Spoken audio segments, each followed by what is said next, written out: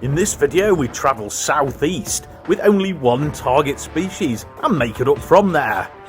Look what happens.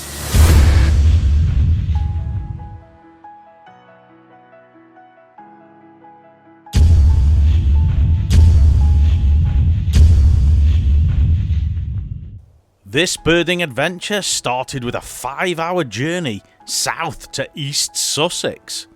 It was late when we arrived, and with plenty of birds to look for the following day, we went to bed and woke up to a beautiful scene.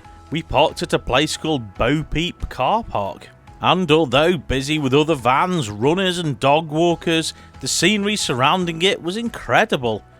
But we didn't have time to stick around for long, as we had a very special target bird species to go and look for. This meant a 20-minute drive to Newhaven.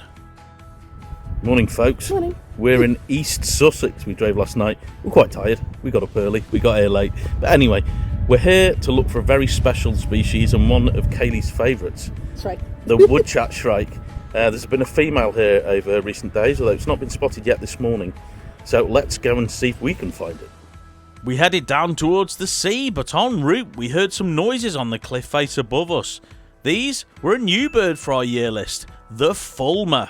These beautiful seabirds nest on these cliffs, but spend most of their winter out to sea. More on this species a little later, but now we had to find where the woodchat shrike had been seen on previous days. And that was a fenced off area at the back of the car park. At the back of this area there was a low wire fence, and behind that at the bottom of the white cliffs, lots of scrub and bramble. This is where the woodchat shrike had been spending its last few days. Even the afternoon before, we'd been in contact with someone on WhatsApp who was looking at it while they were typing to us, but at the moment it wasn't visible. There were sparrows and goldfinch and plenty of other birds about.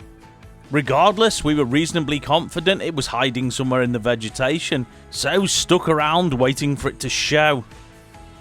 But after more than an hour had passed, it hadn't. Thinking it might have relocated, I walked a little bit further up the car park.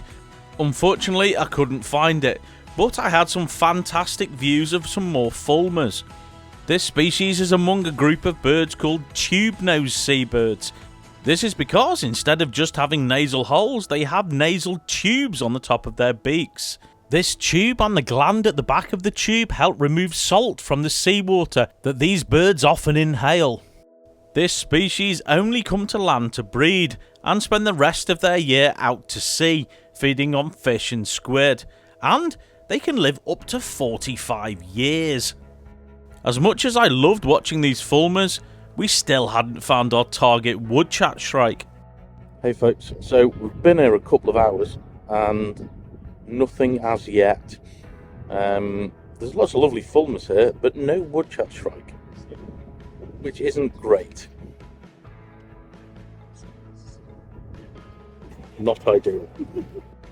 With a little hope left, we stuck around for another half an hour or so, but despite our efforts, the woodchat shrike didn't show. So I hate to say it, It's not there. but we've dipped. I thought I saw it.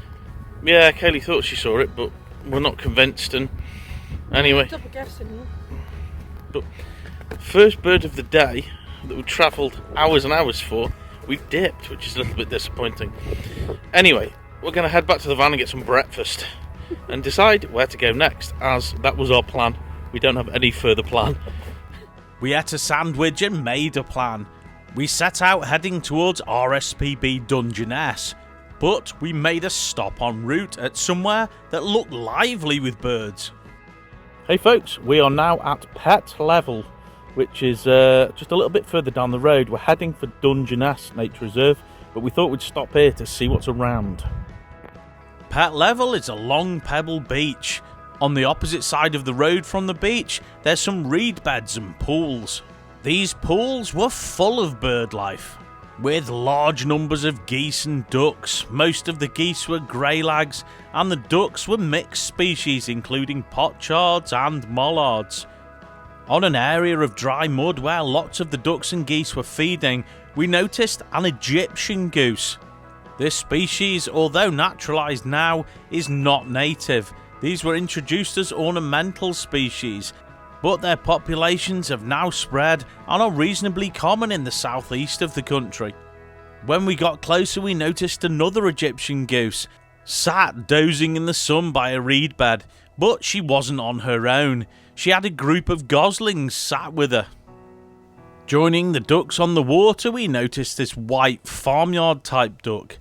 And amongst the ducks and geese feeding on the mud, we noticed a few small birds. These were reed buntings, and they were coming so close to us.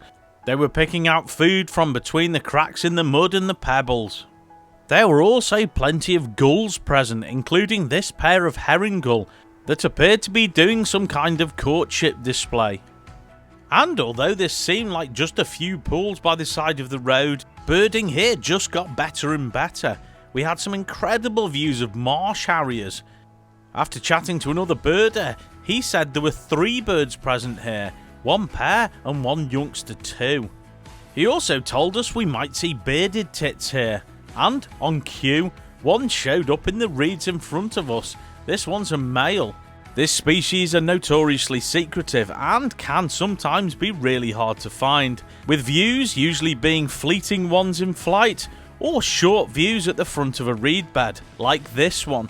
This place had been amazing and we'd seen lots of cool birds, but now it was time to head to RSPB Dungeness.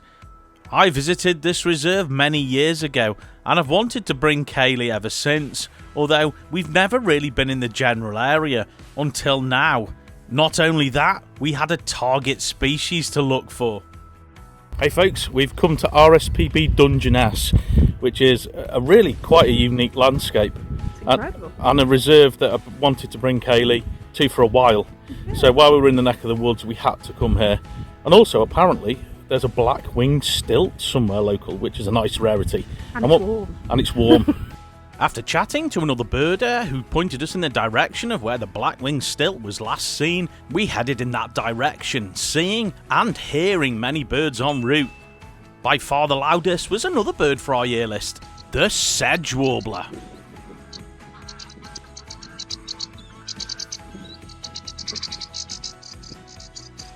After a short walk, we arrived at the location our target species was last sighted, and Kaylee spotted the bird in no time. It was wading around feeding in some shallow water. This dainty looking black and white wading bird with absurdly long red legs is only recently a British breeding bird. Between 1945 and 2005, there was only 4 successful breeding attempts.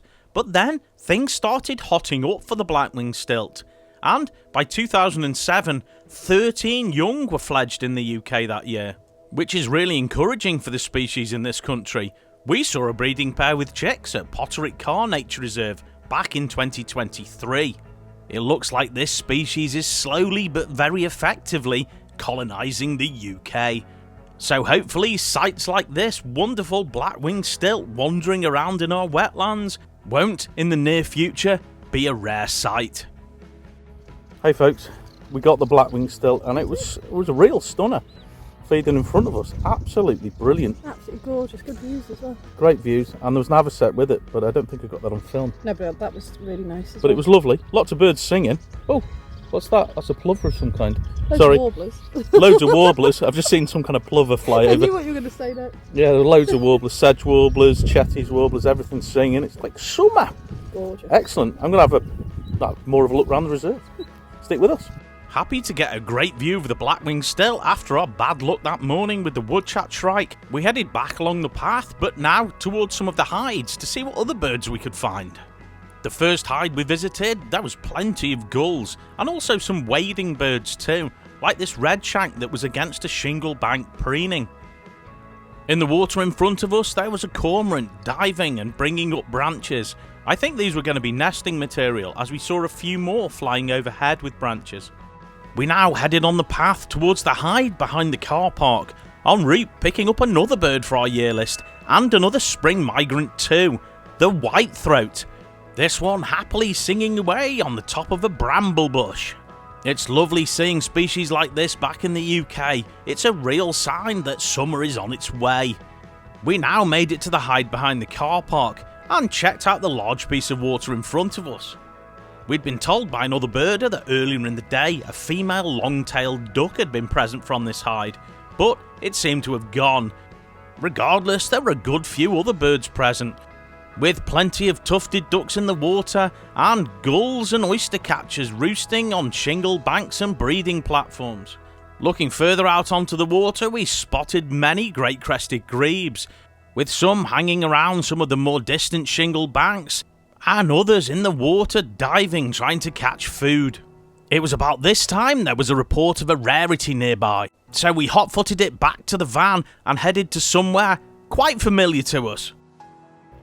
Hey folks, we're back at Pett Level. We were here before because a purple heron has been reported here. I'm really hoping it's still here. Fingers crossed. There's Kaylee. At the back of the beach there's a grass bank that looks over the wetlands, giving you a slightly elevated view.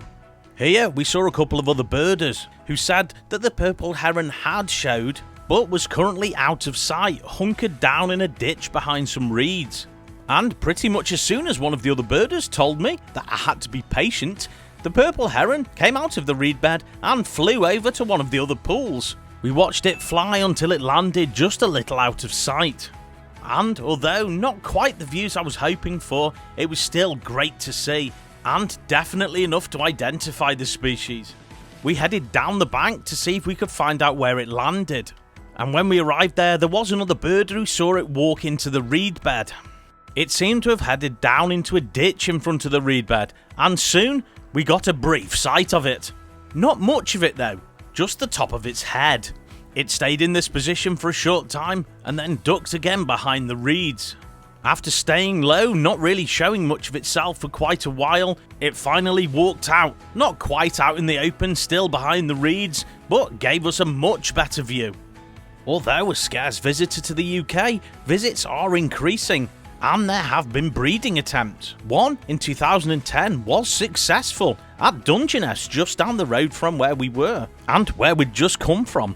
This individual gave us a brief show, caught some food, ate it, and then disappeared back into the reed bed. Hoping it may show again, we did stick around for a bit, but it didn't. Regardless, we were super happy to get views of a bird we've only seen once in this country, and last time it was a juvenile, so it was lovely to see an adult this time. That was excellent. Yeah, it did show really That was brilliant. It showed... well, first of all, we got here and it flew from in front of us and then hid for a bit, showed its head, and then finally, briefly, showed itself. And it seemed to eat something, but that was awesome. Absolutely fantastic. Where next? By now it was coming into the evening, and in a couple of hours we'd be losing the light. But we did have just enough time to visit one more place before the end of the day. Hey folks, well, it's coming towards the end of the day, and there's birds calling overhead. And we've decided to end our day at Rye Harbour. We've just heard some Mediterranean gulls, so we're going to try and find them because we need them for the year list. And then we might go and get a chippy afterwards. That'd be nice. We headed down a path with marsh and pools on each side of the track. It was now well into the evening, but there were still plenty of birds feeding on the marsh. There were a few wading birds like redshank. One bird we saw plenty of here, and close, was the beautiful avocet. This species that once disappeared from the UK is a conservation success story, having re-established itself from 1947 onwards, and now has around 2,000 breeding pairs.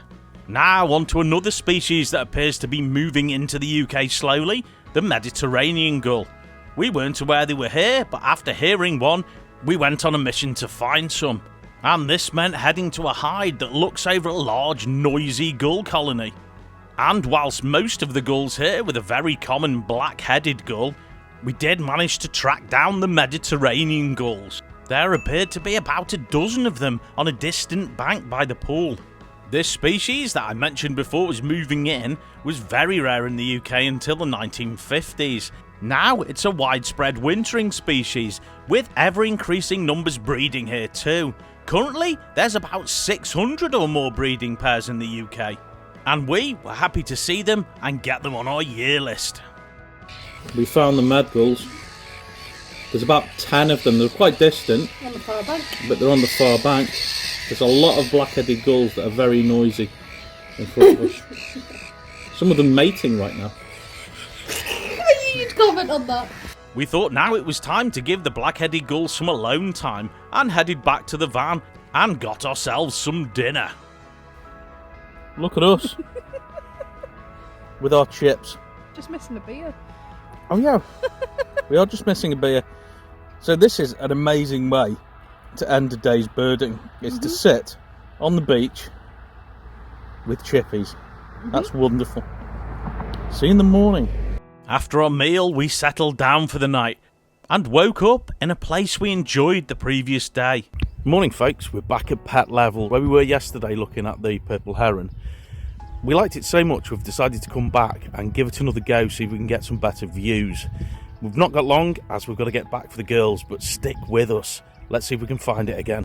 I woke up really early, left Kaylee in the van and headed out to see if I could find the purple heron again. As I headed along the bank, I noticed one species that was out in force this morning was the coot. There were loads of them, some of them being very territorial, fighting amongst themselves. Regardless of the early hour, there were already 2 other birders present, and I got chatting to one. And while we were nattering away, I noticed something out of the corner of my eye. It was the purple heron flying across in front of us again. This time it flew towards us, past us, and then landed. I was a little slow with the camera when it landed and got a couple of seconds of footage. And although brief and not perfect, you can see the whole of the bird here, which was excellent. By now, Kaylee had joined me and we waited for the purple heron to hopefully show again. We knew kind of where it was in the ditch in front of a metal gate. Whilst we waited, we watched some of the other wildlife here. And it was even better than the previous day. The marsh harriers were putting on a seriously impressive show. There were multiple individuals of this amazing species here present, flying past every so often, battling with the wind. Sometimes coming really close, giving us excellent views of these incredible hunters. One of the marsh harriers, a male bird, dropped into the reed bed at one point to catch some prey. This species wasn't the only one that was being more showy today. We got even better views of the bearded tits that were here, with multiple birds calling from the reed bed, and at one point 2 males came right to the front of the reed bed and showed themselves for about 30 seconds. Which is a reasonable amount of time for bearded tits. At this point, Kaylee re-found the purple heron, but it never came out in the open again. All the time we saw it from that point, it was hunkered down in the reeds, only lifting its head up occasionally. Regardless, we were over the moon to get the views we did of the purple heron. This species is spreading north and west throughout Europe, with a number of the species now breeding in the Netherlands. So hopefully it's only a matter of time before we start getting more gracing our shores here in Britain. Super happy that we'd stuck around to get better views of the purple heron and the bearded tits and the marsh harriers. We did have to say goodbye to all these wonderful birds. We'd had a great time in East Sussex and Kent, but we did have to head towards home as we had a very long journey ahead of us. Hey folks, well, we got the purple heron again briefly. It flew in and then hunkered down for a bit. So we didn't get again after that, but that was super. That was a really nice place as well. It was gorgeous, absolutely gorgeous. It was lovely. We're going to have to head home now because we've got a long drive. Yeah. But that's been a good weekend. Although we've missed the woodchat shrike, we've picked up purple heron and black-winged still, Mediterranean with bearded tits. Loads, we've picked up loads. Loads of really cool birds. We've done really well. Well, thanks for watching. Please like. Please subscribe. And please press the notification bell. And we'll see you next time. Bye. Bye-bye.